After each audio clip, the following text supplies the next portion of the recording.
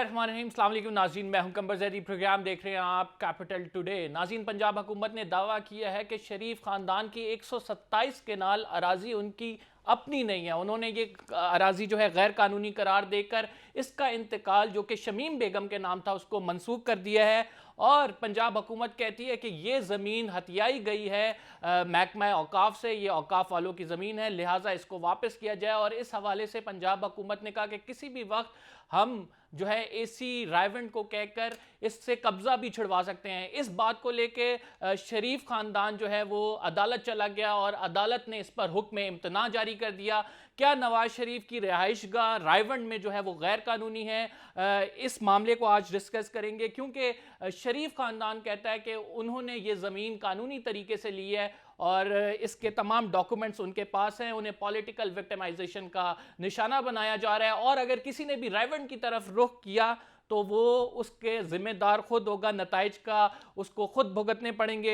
इसके साथ साथ प्रोग्राम में दूसरी स्टोरी शामिल करेंगे। आज हुकूमत ने तहरीक लब्बैक को कलअदम करार दे दिया है और उनकी पार्टी डिसॉल्व करने के हवाले से भी शेख रशीद साहब ने दावा किया कि कल जो है सुप्रीम कोर्ट ऑफ पाकिस्तान में एक रेफरेंस दायर किया जाएगा। आर्टिकल 17 के तहत तहरीक लब्बैक को अब जो है डिसॉल्व किया जाएगा। साथ शेख रशीद साहब ने यह भी कहा कि जो भी तहरीक लब्बैक के कारकुनान हैं जो पकड़े गए हैं, जिन्होंने एहतजाज किया और इसके साथ पुरतशद्दुद मुजाहिरों में आगे आगे रहे हैं, उनके साथ किसी भी सूरत नरमी नहीं बरती जाएगी। इसके साथ तीसरी स्टोरी हम शामिल करेंगे। नाज़रीन, रमज़ान के शुरू होते ही पंजाब में चीनी का बहरान शुरू हो गया। ये चीनी का बहरान शुरू क्यों हुआ है, इसकी क्या वजूहात हैं? हम पहले से देखते हैं कि शुगर माफिया के खिलाफ हुकूमत सरगर्म नजर आई और हुकूमत ने काफ़ी दावे किए रमज़ान से पहले कि हम शुगर माफिया के खिलाफ कार्रवाइयाँ करेंगे, लेकिन इसके बावजूद जो है चीनी का बहरान एक क्रिएट हो गया और ख़ुसूसन पंजाब में यूटिलिटी स्टोर्स पर भी चीनी नहीं मिल रही है। इसको डिस्कस करने के लिए हमारे साथ मुसर्रत जमशेद चीमा साहिबा होंगी, रहनुमा पाकिस्तान तहरीक इंसाफ की। हमें ज्वाइन करेंगे अली गौहर बलोच साहब, रहनुमा पाकिस्तान मुस्लिम लीग नून के, और सेनेटर बैरामन तंगी जो रहनुमा पाकिस्तान पीपल्स पार्टी के हमारे साथ मौजूद होंगे। हम एक छोटे से ब्रेक पे जा रहे हैं। We will be right back after this short break. इन तीनों गेस्ट से फिर आपका तारुफ करा के और प्रोग्राम में जो टॉपिक्स हैं उनकी तरफ बढ़ेंगे, तीनों से राय लेंगे इस पे।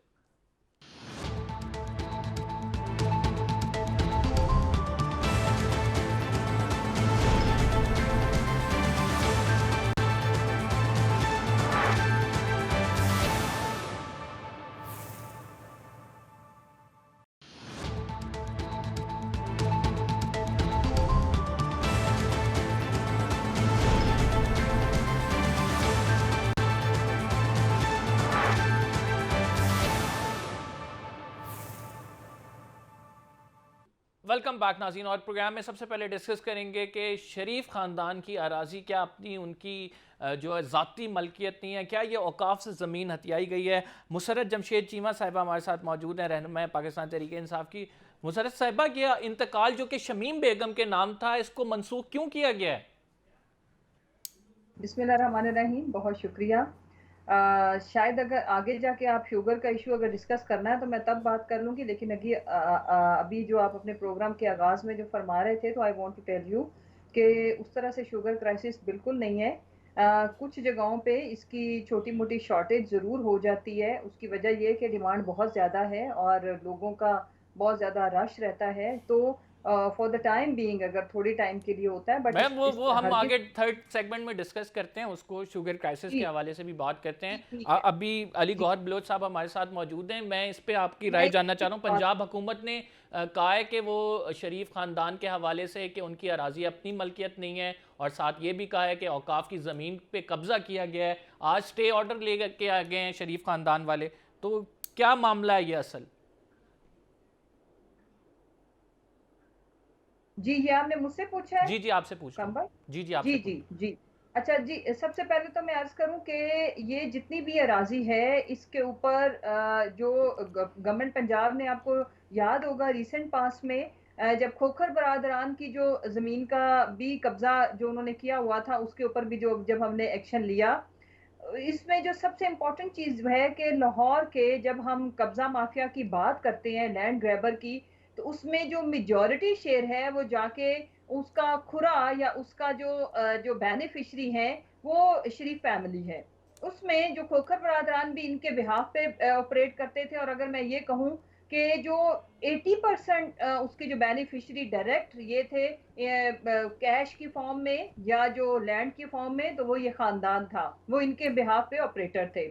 अब इम्पॉर्टेंट चीज इसमें ये है, हम इनको ये कह रहे हैं कि इनको तमाम कानूनी ऑप्शंस इनके पास मौजूद हैं, और अगर ये साबित कर लें कि ये गवर्नमेंट पंजाब का जो मौकफ है वो गलत है, लेकिन कानून की जाके जो अपने लीगल डॉक्यूमेंट्स दिखाएं, उसके बाद ये दिखाएं कि इन्होंने ये जमीन कहाँ से खरीदी थी। इसमें मेजॉरिटी ऑफ लैंड जो जाती उमरा का जो महल है, इसमें वो है जो कब्जा किया गया था, और जो औने पौने गरीब लोगों को ब्लैकमेल करके उनके ऊपर कब्जा करके तो फिर इन्होंने मैडम वो कह रहे हैं कि ब्लैकमेल हमने ओरिजिनल डॉक्यूमेंट्स दिखाए हैं अदालत में, करके तभी स्टे ऑर्डर मिला है, मैं भी अर्ज तमाम कर रही हूँ। कानूनी नुकात पूरे हैं, इस वजह से स्टे ऑर्डर लेके आए हैं। किस हैसियत में पंजाब अच्छा, हुकूमत ने ये मैं अर्ज तमाम कर कुछ रही किया है? हूँ। और साथ उन्होंने ये इल्ज़ाम भी लगाया कि आपके अफसरान ने धमकाया है पंजाब रेवेन्यू वाले डिपार्टमेंट के लोगों को। नहीं नहीं, ऐसा बिल्कुल भी नहीं है, किसी ने किसी को नहीं धमकाया। सबसे इम्पोर्टेंट चीज ये है कि देखें, इनकी तो जो इनका मौकफ है वो ये रहता है हमेशा कि जब जिस दिन जो इनकी फेवर में डिसीजन आ जाती है, उस दिन ये कहते हैं इंसाफ है, और अगर हक और सच पे मबनी फैसला आ जाता है और वो इनको सूट नहीं करता, तो ये कहते हैं कि इनके खिलाफ डराया धमकाया। आज के दिन तक भी हमारी गवर्नमेंट होते हुए भी डराने धमकाने का काम ये बहुत बड़े बड़े इदारों के लिए भी, और इस मुल्क की पूरी स्टेट के लिए भी ये अच्छे से कर रही है मोहतरमा भी, और ये पूरी पार्टी भी। लेकिन उसमें जो मैं अर्ज करना चाहती हूँ वो ये कि अगर हम कोई गैर कानूनी काम इसलिए नहीं करना चाहते कि हमने इस दफा ठान ली हुई है कि कानून सबसे बालातर होगा, कानून की इजारादारी होगी, और कोई भी खिलाफे कानून काम करने के ऊपर हम सोच भी नहीं सकते। इसीलिए अब सबसे आप मुझे ये बताएं, मुझे अगर हम 90s में देखें, इस खानदान की जो पोजेशंस थी, इस खानदान की जो मलकियत थी और इनका जो बिजनेस था, उसको आप कंपेयर कर लो आज की जो इनकी अरबों खरबों रुपए की विद इन ठीक, कंट्री आउट मैं of Ali country Ali, Ali Gauhar investment है। बलोच साहब से इसका जवाब ये लेते हैं। रहने में ये इनको चाहिए कि ये सोर्स ऑफ इनकम अली बताएं। ये अली गौहर कैसे बलोच साहब, इन्होंने इतनी। ये अराजी जो है पंजाब हुकूमत ने कहा कि औकाफ के अंडर थी, ये आप लोगों के पास कैसे आ गई? गैर कानूनी कब्जा किस तरह से कर लिया? 127 केनाल की अभी बात हो रही है, लेकिन शहबाज गिल साहब कहते हैं ये 600 केनाल है। जी बिल्कुल। अली गौहर बलोच साहब आपसे जानना था। बिस्मिल्लाहिर्रहमानिर्रहीम। जी बिस्मिल्लाहिर्रहमानिर्रहीम। शुक्रिया। नंबर देखें, गुजारिश ये है कि डे वन से ये हुकूमत जो कि डायरेक्शन लेस हुकूमत है, और जो बहुत मतलब है कि पिछले 2.5-3 साल से जब से ये हुकूमत बनी है, ये बजात खुद करप्शन के बेशुमार स्कैंडल में जो है वो खुद मुलव्वस है। और यही वजह है कि जो आज आपको इस मुल्क में सियासी इंतशार नजर आता है, जो आज आपको मुल्क में अरबों रुपए की करप्शन के स्कैंडल नजर आते हैं, जो आज आपको इस मुल्क में जो है मुआशी तबाही नजर आती है, उसकी वजह दो मेन वजूहात है। नंबर एक तो ये एक सिलेक्टेड गवर्नमेंट है, ये अवाम का मैंडेट लेकर नहीं आए, ये अवाम का मैंडेट चुरा के आए। और दूसरी बात ये है कि ये खुद करप्शन करने में और मुखालफिन को विक्टिमाइज करने में मसरूफ है। मैं सिर्फ इतनी गुजारिश करता हूँ, वो उन पे तो बाद में रोशनी डालते हैं कि खान साहब खुद अपना करप्शन से बनाया हुआ जो घर है उसको गैर कानूनी तौर पर रेगुलराइज कैसे करवाया, और इस्लामाबाद में लोगों और गरीबों के घरों के ऊपर बिल्डोजर कैसे चल रहा है। उसके बाद आप देख लें कि जिस तरह की इन्होंने इंतकामी कार्रवाइयाँ ये कर रहे हैं नून लीग के लीडरशिप के खिलाफ, नून लीग के MNA, MPA, टिकट होल्डर, उनके बाकी जो हमारे रहनुमा हैं, उसी तरह से अब इन्होंने एक नया वो ढूंढ के लाए हैं। सबसे पहले तो मैं ये गुजारिश करूंगा कि इन्होंने वो रिकॉर्ड टेम्पर्ड किया है, एक की है, क्योंकि इस वक्त कस्टोडियन गवर्नमेंट ऑफ पंजाब होती है, और हुकूमती मशीनरी जिस तरह से आपने देखा कि दस्ता के वोटों पर डाका डालने के लिए इन्होंने पंजाब की हुकूमती मशीनरी और वफाक की हुकूमती मशीनरी का न्याजी साहब ने और गुलजार साहब ने जो है वो बेदरेग इस्तेमाल किया। इसी तरह से हमारी लीडरशिप और हमारे बाकी कायदीन को जो है विक्टिमाइज करने के लिए ये हुकूमती मशीनरी का सहारा लेते हैं। और यही तो वजह, ये डिलीवर नहीं कर पाते। इनकी तवज्जो अपनी कारकर्दगी से ज्यादा हमें जो है इस्तेमाल करने पे ज्यादा है। इन्होंने उसका रिकॉर्ड टेम्पर्ड किया है। वो कोई भी जमीन औकात से किसी शरीफ खानदान के नाम बराह रास्त अलॉट हुई, वो आप डेट चेक करें। अली गौर साहब वो कह रहे हैं आपने अपना फ्रंट मैन खड़ा किया, उस फ्रंट मैन को ज़मीन दी और उस ज़मीन के बाद फिर आपने उससे वो ज़मीन ले ली, और ये जो तमाम पीछे वाला रिकॉर्ड था ये गायब है। तो ये रिकॉर्ड क्यों गायब है? फिर ये बड़ा सवाल उठ रहा है। भाई बात ये कि अगर रिकॉर्ड गायब नहीं है, रिकॉर्ड इन्होंने टेम्पर किया है। जो हमारे पास रिकॉर्ड है इनको दिखा दिया गया है, और वो तो खैर इन्होंने तो तस्लीम नहीं करना, लेकिन उस सिलसिला में हम अदालत में चले गए।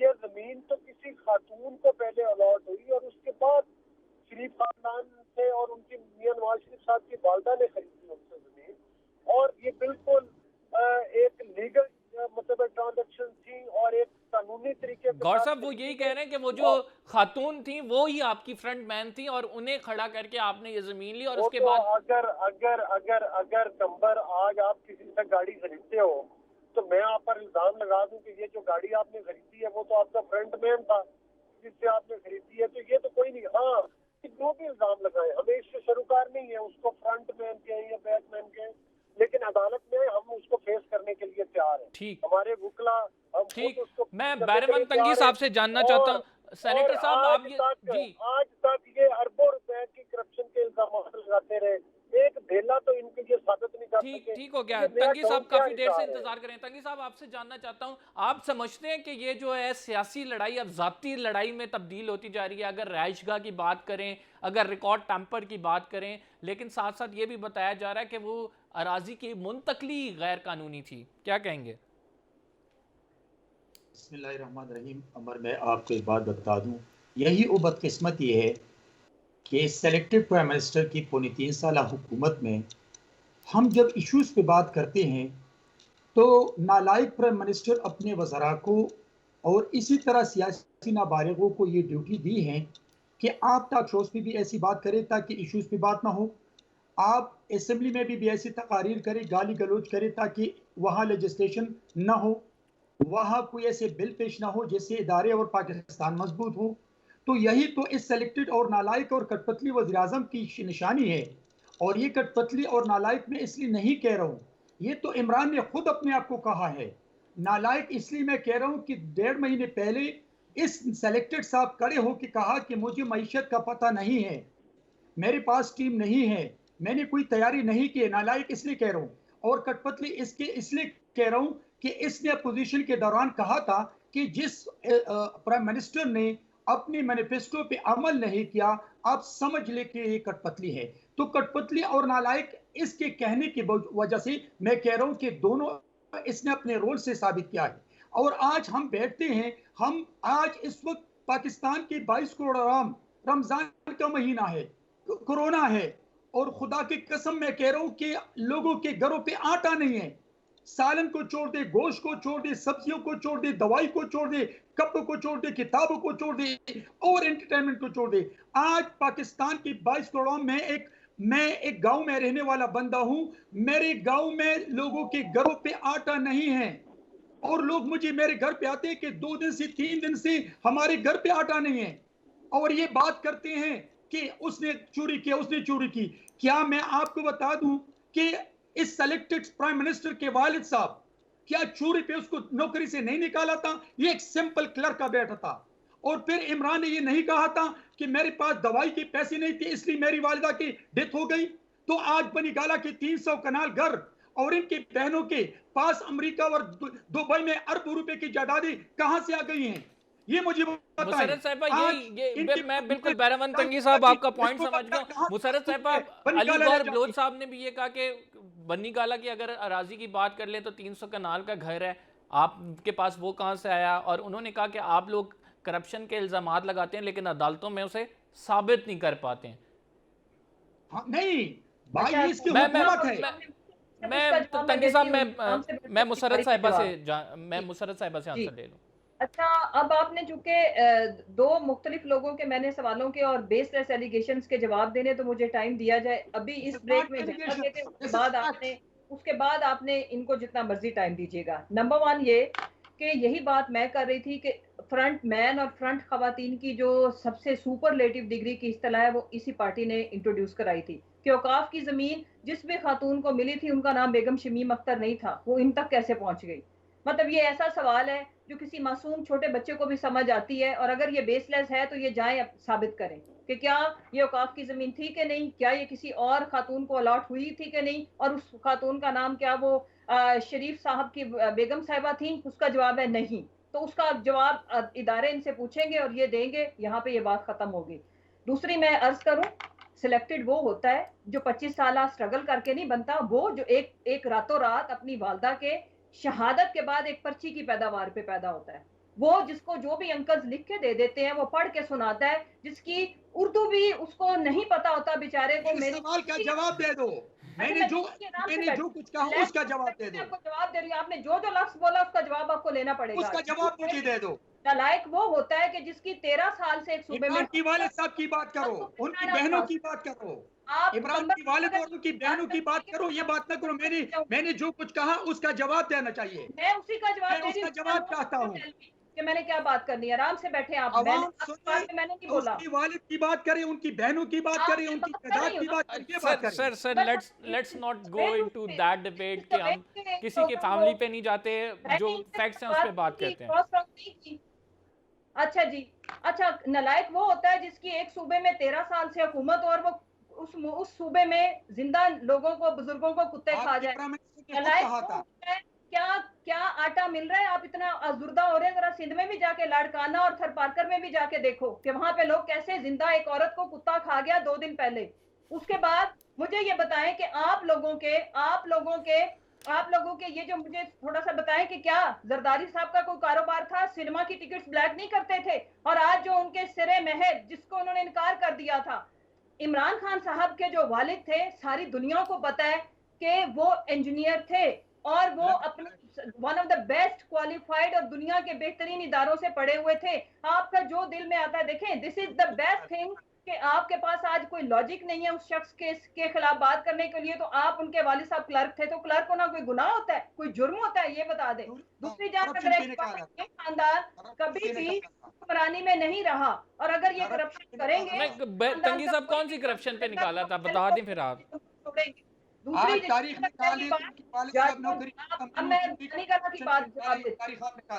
पानी गाला के अंदर देखिए, ये अच्छी बात नहीं है कि आप बात करेंगे, मैं आपकी हर बात का आपकी बात के दौरान जवाब दूंगी, फिर आपको अच्छा लगेगा। अब मैं बात कर रही हूँ, आप उसका जवाब देना।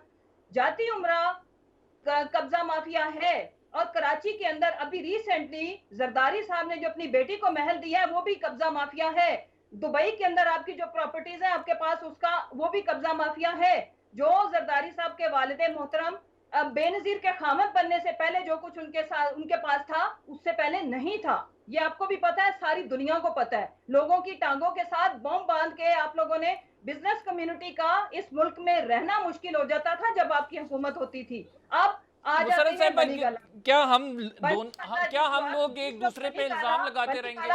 क्या मुशर्रफ साहब क्या इश्यूज पे बात करनी है? हम ये दोनों पार्टी बात नहीं कर सकते। इन्होंने पर्सनल डिस्कशन की है, जिस तरह की इन्होंने की है मैं इनको जवाब दूंगी। क्या इशू ये है कि किसी को नालायक कहना? नालायक, पानी आता है तो बारिश आती है तो ज्यादा पानी आता है, उसके बाद ज्यादा पानी आता है, ये लायक लोग होते हैं। ये होते हैं जो अपने अब्बा और अम्मा की बनी हुई एम्पायर, जो कि उन्होंने लोगों के ज़कात का, लोगों के टैक्स का पैसा चोरी करके बनाई हो, उनको लायक कहते हो तो ठीक है, मैं इनसे इत्तेफाक कर लेती हूँ। अब जहां तक रहेगी जाती उमरा की बात, बनी गाला की बात, बनी गाला का सारे जमाने को पता है कि उस वक्त के जितने भी कवानीन थे वो फॉलो किए गए थे। उस वक्त ये जो इस्लामाबाद जो कैपिटल सिटी की जो अथॉरिटी थी उसके अंदर बनी गाला की बात मैं आपके से मुत्तफिक हूँ, वो एक अलग मामला, पूरा डिबेटेबल मामला है। हम बात करते हैं कि जो बैरामंद तंगी साहब ने आटा, दाल, चीनी का जिक्र किया है। मैं अली गौहर बलोच साहब से जानना चाहूंगा। अली गौहर बलोच साहब, आपके इलाके में चीनी मिल रही है? सब जगह पे मिल रही है, इनको कहीं भी नहीं मिलनी। ये ऐसे बदकिस्मत लोग हैं करके 2 साल हमें मिले तो ये कहते हैं कहीं भी कुछ नहीं है। जी कंबर देखें, इस वक्त पाकिस्तान में इनकी करप्शन की वजह से जो इस वक्त पाकिस्तान के मुआशी हालात हैं, जो आप आटा और चीनी का जिक्र कर रहे हैं, इन्होंने अरबों रुपए अपनी एटीएम के जरिए चीनी में खाए, इन्होंने अरबों रुपए अपनी एटीएम के जरिए आटे में खाए। और मजे की बात ये है और बड़ी इंटरेस्टिंग कि जिस बंदे ने जो है वो अद्वियात पर अरबों रुपए पाकिस्तान के हड़प किए, उसको पार्टी में एक और ओहदे से नवाज दिया गया। जो खुसरो बख्तियार सबसे बड़ा तरीन के साथ चीनी का बेनिफिशियरी था, वो आज भी इनकी काबीना में बैठा हुआ है। सनामी ट्रीड और बीआरटी पिशावर में अरबों खरबों रुपए की करप्शन के बाद जो है इमरान खान कहता है कि मैं गंगा नहाया हुआ हूँ और मेरे हाथ धुले हुए हैं। भाई आप बताओ, आप कि आपका सोर्स ऑफ इनकम है क्या? आपकी बहनें अरबोपति कैसे हो गई? लोगों ने बेचारों ने अपने खून पसीने की कमाई शौकत खानम ने दी, आपने उन पैसों से जुए भी खेले और अपनी बहनों की जेबें भी भरी। तो खुदा का खौफ करो। तुम बताओ कि तुम्हारे पास कौन सा आला दीन का चिराग हो? जब तुम अपना टैक्स रिटर्न देते हो तो कहते हो मेरे पास तो मेरा कोई बिजनेस ही नहीं है। और जब आपके रहन सहन देखा जाता है तो वो आपकी बहनों के अकाउंट से अरबों रुपए निकलते हैं। और आपके किचन कैसे चलते हैं, आपका बनी गल्ला का महल कैसे चलता है, आपकी पार्टी, आपने फॉरेन फंडिंग केस के पीछे आप कई साल तक तो वो स्टे ऑर्डर के पीछे छुपे रहे। अब तो इंशाल्लाह ताला वो खुफिया अकाउंट्स भी आ गए जिनकी अभी तक वो बेचारे जिन्होंने कंप्लेंट की, इनकी पार्टी के ही बंदे हैं, अकबर असबाबर साहब, उनको उनके वकला को तो उन अकाउंट्स के बारे में बताया तक नहीं जा रहा। घर का बेटी लंका ढाए, उन्होंने सारा कच्चा चट्टा सामने रख दिया। तो क्रेडिबिलिटी तो न्याय साहब की है नहीं। ये चाहते हैं कि उसी सूरत में हुकूमत कर सकते हैं जब हर आदमी का मुंह सिल जाए, हर एंकर का मुंह सिल जाए और ये करप्शन भी करते रहे और हुकूमत भी करते रहे और पूरी ऑपोजिशन जो है वो जेलों में बंद हो। हम पर इन्होंने जितने भी इल्जाम लगाए, हमारे कायदीन ने अदालतों को पेश किया, हम हर फोरम पर गए, अगरचे अदालतों से भी किस किस्म के फैसले आए और वो वीडियो वायरल हुई जजेस की, और जो फिर बयान आता है वो भी पूरी कौन अपनी आंखें खोल के देखे। तो अली साहब ठीक है, मैं एक छोटे से ब्रेक पे जा रहा हूँ। अली साहब we will be right back after this short break नाज़रीन, और फिर डिस्कस करते हैं कि तहरीक लब्बैक पे जो पाबंदी लगी है, क्या तहरीक लब्बैक पे हवाले से जो उसको डिज़ोल्व करने के लिए सुप्रीम कोर्ट में रेफरेंस दायर किया जाएगा, उस पर सुप्रीम कोर्ट का मुतवक्के ओपिनियन क्या है, क्योंकि एक हिस्ट्री रही है, वो हिस्ट्री आपको बताते हैं इस छोटे से ब्रेक के बाद।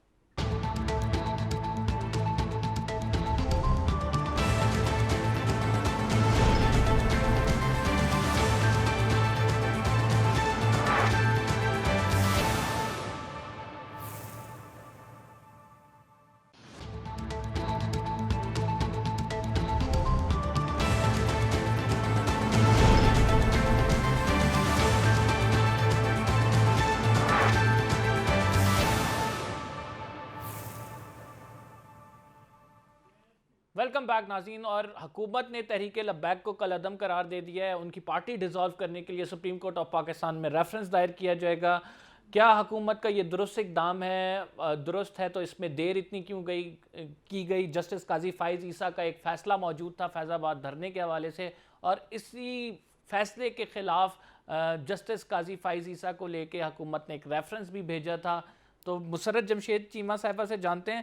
मुसर्रत साहिबा, जस्टिस काजी फ़ाइज़ ईसा का फ़ैसला तो फिर दुरुस्त साबित हुआ, आप लोगों ने ये मामला करने में बड़ी देर कर दी। नहीं देखें, मैं इसको इस तरह से देखती हूँ कि कबल अज़ वक्त अभी जब तक कुछ हुआ ना हो तो कोई भी फैसला जो है वो रियासत ले नहीं सकती। सबसे इम्पॉर्टेंट चीज़ ये है कि कंबर हमने इन लोगों के साथ निगोशिएट करने की, डायलॉग करने की और एक पुरअमन तरीके से इस सारे मसले को हल करने की हर लेवल पे जाके कोशिश की, हर एक लेवल पे। लेकिन इम्पॉर्टेंट चीज़ ये है कि मुझे ये बताएं कि क्या तौहीन रसालत, नामूस रसालत क्या सिर्फ इस एक जमात का प्रॉब्लम है? क्या हम पीपल्स पार्टी वाले, PMLN वाले, या हम PTI वाले, या सारे जिसका किसी सियासी जमात से ताल्लुक ना भी हो, हम 22 करोड़ के 22 करोड़ मुसलमानों की दिल आज़ारी सिर्फ नहीं हुई, पूरी मुस्लिम वर्ल्ड, पूरी मुस्लिम उम्मा की दिल आज़ारी हुई। और फ्रांस और वो जो शरपसंद अनासिर हैं या जो हमारे मुस्लिम लोगों के जो मुखालिफिन कुव्वतें हैं, वो तो यही चाहते हैं। उन्हें पता है कि ये एक चिंगारी हम यहाँ से उधर बैठ के एक हरकत करेंगे और ये क्या उसके रिजल्ट में, उसके नतीजे में ये माशाल्लाह से कौम अपने आप को खुद ही आग लगाने में काफ़ी है। इम्पॉर्टेंट चीज़ इसमें यह है कि ये वाला जो एक्शन हुआ है, हम तो यकीन माने कि मैं अभी तक भी दिस इज मैं हाउ टू टेल यू कि एक मजहबी जमात जो अपने आप को कहती है, जो लब्बैक के नाम पे वोट मांगती है, सियासत चमकाती है, वो किस तरह से उन्होंने इनोसेंट लोगों का, उन्होंने उनको हॉस्पिटल्स में जाने से रोका, हॉस्पिटल्स के ऊपर अटैक किया, उन्होंने पुलिस के हमारे सोल्जर्स को शहीद किया, उन्होंने कांस्टेबल्स मारे, उन्होंने कोई 300 के लगभग पुलिस फोर्स से रिलेटेड हमारे लोगों को जख्मी किया। और हम ये मान ही नहीं सकते कि इस तरह की, जिसमें पाकिस्तानी हुकूमत का, पाकिस्तानी अवाम का मैम बात ये कोई नहीं, बिल्कुल कसूर आप ही नहीं था। बिल्कुल आप दुरुस्त फरमा रही हैं कि ये तमाम चीज़ें नहीं होनी चाहिए थी। हुकूमत की रेड का इमरान खान साहब कहते हैं कि हुकूमत की रेड हर सूरत कायम करनी है। यही मामला जब टीएलपी ने पहले धरना दिया था तो इसी फैजाबाद देखिए, धरने केस फिर पे तो फैसला आया था, एतराज की जिस पे और आपकी है, जिस पे बाकायदा तौर पे कहा गया था कि इसके खिलाफ आज एक्शन ना लिया तो कल को इससे बड़ा एहतजाज होगा। तो आपकी हुकूमत को तो उससे सबक सीखना चाहिए था, और आप लोगों ने कार्रवाई तब की कि जब एक बहुत बार देर हो सिर्फ गई। एक टाइम मेरे से ले ले, अगर उस वक्त हम ये एक्शन लेते तो तमाम लोगों ने कहना था कि ये विक्टिमाइजेशन हो रही है, कि ये एक एक जो सियासी जमात प्लस वो मजहबी जमात भी है, कि ये उनके खिलाफ ये कार्रवाई इस वजह से कर रहे हैं, ये विक्टिमाइजेशन। यहाँ पे तो आसान हो जाता है ना, बहुत ही ज्यादा आवाम की सिंपत्ति लेना, लोगों को गुमराह करना, और इस तरह की मासूम आवाम। मैं उन लोगों के भी साथ हूँ जो इन लोगों की कॉल के ऊपर, जिन्होंने ये सब अटैक्स किए, जिन्होंने मारा, क्योंकि वो मासूम है। अगर वो समझदार हो तो उनको तो पता होना चाहिए कि नबी सल्लल्लाहु अलैहि वसल्लम की तालीमात क्या थी, बहरहाल कि जो आप ये उनके ऊपर समझती हैं कि ये फेंकते पार्टी थे डिसॉल्व वो होनी किस तरह चाहिए? याद के लिए तशरीफ ले गए। हमारे पास एक तो हिस्ट्री हमारे मौजूद है, हमने अहले रस्ते से सुन्नत वल बदसूरत जमात को होने के सिपह लिए सहाबा को फिर बैन किया, उसके उन्होंने बाद वो नए इस्लाम नामों से में काम बगैर करने लग किसी गई। वेपन अगर के, उन्हें बगैर फर्स्ट किसी शेड्यूल में डाला हथियार जाता के। है, मुशर्रफ साहिबा, अगर उन्हें फर्स्ट शेड्यूल में डाला जाता है, एंटी टेररिस्ट जो हमारे पास कानून है, उसका एक्ट है, उसके जरिए 202 शिक है गालिबन उसकी, उसके जरिए अगर उन्हें कलअदम करार दिया जाता है तो नए नामों से काम शुरू कर देती हैं वो तो। देखिए, अब इसके ऊपर हमारा मुल्क, रियासत, देखिए रियासत इज हियर टू स्टे। वो इस तरह के तजुर्बात और इस तरह की जज्बातियात और इस तरह की बेसलेस प्रोटेस्ट को मुतहम्मिल, अब हम, मुझे बताएं, हम मजीद हो सकते हैं? उकला गया उन्होंने आपके हाथ, एक मतलब दिल का हॉस्पिटल जहां पे हॉर्न भी बजाने पे पाबंदी होती है तमाम दुनिया के अंदर, उन्होंने अटैक कर दिया। ये जत्था उठा, इन्होंने तमाम हॉस्पिटल्स के रास्ते ब्लॉक किए और इन्होंने ऑक्सीजन तक नहीं पहुंचने दी, जिससे कई ज्यादा हलाकतों का भी खदशा था। और इन्होंने डॉक्टर्स की सर्जरीज, आपको पता है कि वो डिले हुई, डॉक्टर्स के ऊपर उन्होंने बताया कि हमने जाके ऑपरेशन करने सीरियस पेशेंट्स के, और इन्होंने अलाउ नहीं किया। नेक्स्ट टाइम मैं ये कहती हूँ कि हम तीनों सियासी जमातों के जो लोग बैठे हैं, ये मामला हमें पार्लियामेंट में लेके जाना चाहिए और इस तरह की कानून साजी हमें करनी चाहिए। क्यों? पार्लियामेंट में ताकि कल, कोई मेरी स्पेसिफिक इत्तला के हो मुताबिक जो पार्लियामेंट इस में ये तरह के मामला कल असाइन डिस्कस करती है, होगा। बहरमन तंगी साहब से जानते हैं। तंगी साहब, जो कुछ हुआ उस पे तमाम पॉलिटिकल पार्टीज का मौक़िफ़, मुसर साहब मैं तंगी साहब के पास जा रहा हूँ, जरा तंगी साहब से जरा बात कर लेते हैं।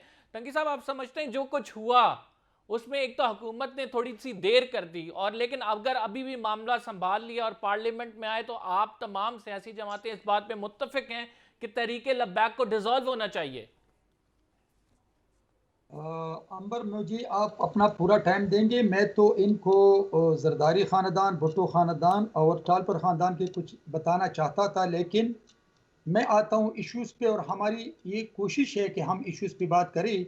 तो मैं आपके सवाल की तरफ आना चाहता हूँ। देखिए, मेरी बात सुनिए, ये जो जो कुछ हुआ पिछले 3-4 दिन से, तो मेरे ख्याल में मुख्तलिफ हुकूमतों में ऐसे वाक़यात आ चुके हैं, और फिर उन हुकूमतों में किसने धरनों को सपोर्ट किया और किन की लीडरशिप ने धरनों को फाइनेंशियली सपोर्ट किया और उनको मॉरली और पॉलिटिकली सपोर्ट किया, ये पाकिस्तान के 22 करोड़ आम जानते हैं। लेकिन अंबर, मैं आपको बता दूं कि हुकूमत के वक्त की जिम्मेदारी बनती है कि जब भी कोई बात हो उनको एंगेज करते हैं, उनको उनके साथ बैठ के मुज़ाकरात करते हैं, डायलॉग्स करते हैं, और जब नेशनल इश्यूज आते हैं तो उसको पार्लियामान में ले आते हैं। तो पार्लियामान की भी तौकीरी तो इन लोगों ने ये किया कि इन लोगों ने ऑर्डिनेंस फैक्ट्री बनाई है प्रेसिडेंट हाउस को, और ऑर्डिनेंस फैक्ट्री के जरिए मुल्क को चलाते हैं, इसलिए कि इनको खौफ है कि अगर हम पार्लियामान में डिबेट्स के लिए कोई कानून साजी ले आते हैं तो उनको तो वो तरीका नहीं आता है। और वो तो इमरान ने खुद कहा था कि मेरे पास न टीम है और न मेरे पास कोई तैयारी है, न मुझे मईशत का पता है, न मुझे पार्लियामान का क्या पता है। पीपल्स पार्टी, अगर ये पार्लियामेंट में मामला आता है, क्या पीपल्स पार्टी मुझे पूरा इसके टाइम खिलाफ? अगर आप नहीं खंबर मुझे पूरा टाइम दे दे, मैं बात सर करता मैं हूँ, उसकी असल में तरफ मुझे आता हूँ प्लीज। प्रोड्यूसर साहब कह रहे हैं टाइम कम रह गया, इस वजह से मैं आपको कह रहा हूँ नहीं तो खत्म जब हो गया टाइम वो कम खेल। रह गया तो फिर दो बंदों को बुलाएं, आजा फिर दो आजा बंदों आजा को बुलाएं अगर टाइम तंगी कम। साहब आप अपना जल्दी से मौकफ दें, फिर मैं सुन रहा हूँ सर। देखिए मेरी बात सुने, इस सेलेक्टिव प्राइम मिनिस्टर ने फैसलाबाद को बंद करूंगा, लाहौर को बंद करूंगा, कराची को बंद करूंगा, पूरी पाकिस्तान को बंद करूंगा, फिर ये वजीर आजम बना। और इनका जो जो चपरासी भर्ती करने के लिए तैयारी नहीं था, उसने कहा आग लगाओ, आग जलाओ, मुल्क को तबाह करो। आज वो वजीर दाखिला है। मैं समझता हूं कि तहरीक लब्बैक से ज्यादा नुकसान इमरान और पीटीआई ने पहुंचाया मुल्क को, लेकिन फिर भी हम समझते हैं कि ये पाकिस्तान हमारा मुल्क है, इस पे रहम करें। आज जो लोग शहीद हो चुके हैं, जो लोगों के साथ ज्यादती हो चुकी है, तो क्या इमरान ने अपोजिशन में ये नहीं कहा था कि अगर इस्लामाबाद के किसी पुलिस ऑफिसर ने मेरे वर्कर को हाथ लगाया तो मैं उसको खुद फांसी दूंगा? ये वही इमरान नहीं है।